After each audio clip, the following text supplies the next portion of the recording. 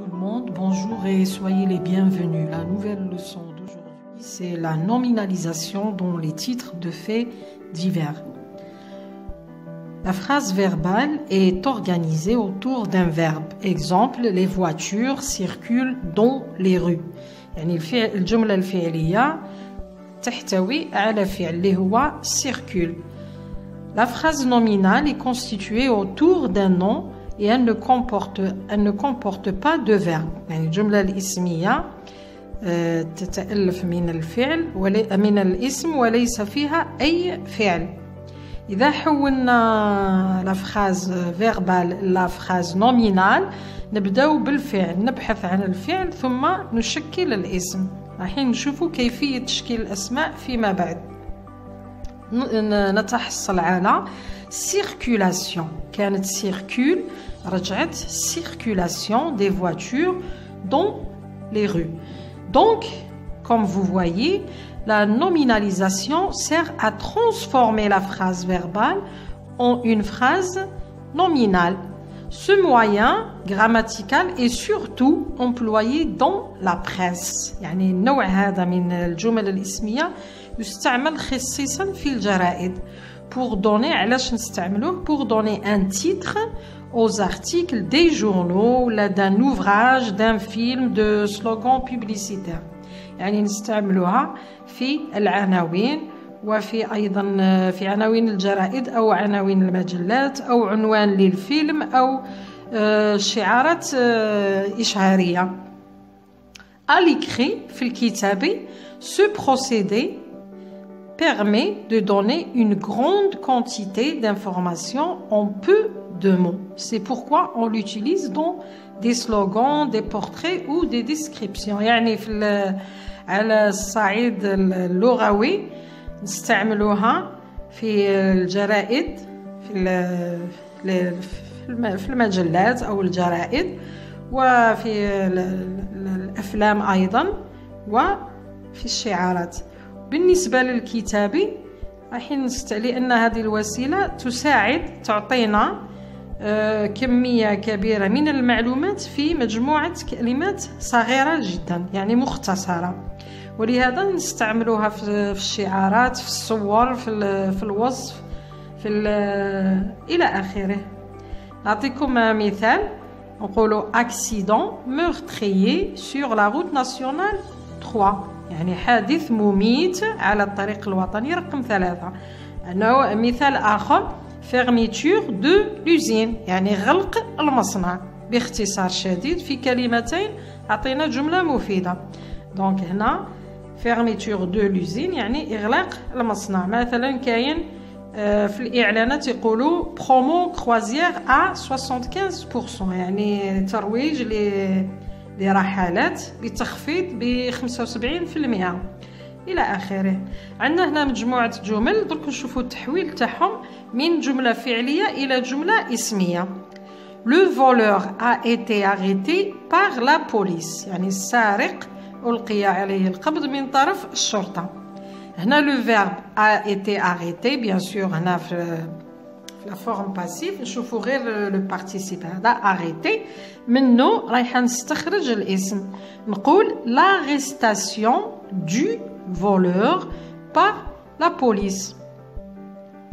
مثال ثاني le séisme a détruit plusieurs bâtiments. هنا passé composé détruit شوفوا le participe passé détruit تصبح la destruction de plusieurs bâtiments. Les pompiers sont intervenus pour éteindre l'incendie. Intervenu تعود intervention des pompiers pour éteindre l'incendie.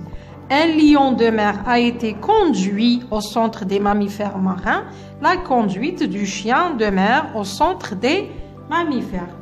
Bon, هنا نشوفوا comment on fait la nominalisation. كاين عدة طرق. كاين الطريقة الأولى par la suppression de la terminaison. في بعض الأحيان نحذف la terminaison verbale نتحصل على le nom. مثلا نعطيكم مثال débuter كي نحذف er تصبح le début. débuter إذا حذفت er نتحصل على الاسم اللي هو début. مثال آخر arrêter. arrêter نحذف ER تصبح arrêt. appeler كاين مجموعة من الأفعال إذا حذفت منها ER نتحصل على الاسم appel. appeler الاسم تاعها appel. هذه مجموعة من الكلمات. كاين par l'ajout d'un déterminant sans changement du verbe، يعني في بعض الأحيان نزيدو برك لو déterminant نتحصلوا على الفعل الاسم باردون. مثلا sourire الفعل sourire نخليها كيما راهي، أضيف فقط لو déterminant تعود لو sourire. أضفت حرف لو déterminant لو تحصلنا على الاسم لو sourire.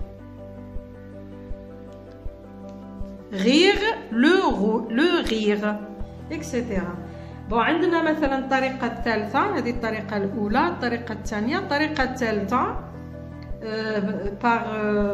par l'ajout d'un suffixe à l'adjectif، وهذه اللي رايحين نخدموا بها بزاف، بإضافة الحروف الأخيرة إلى الكلمة. لي سوفيكس لازم نعرفوهم. لي سوفيكس مثلا عندنا أونس بالأو، وعندنا أونس بالأ، عندنا أيضا UR، عندنا إي،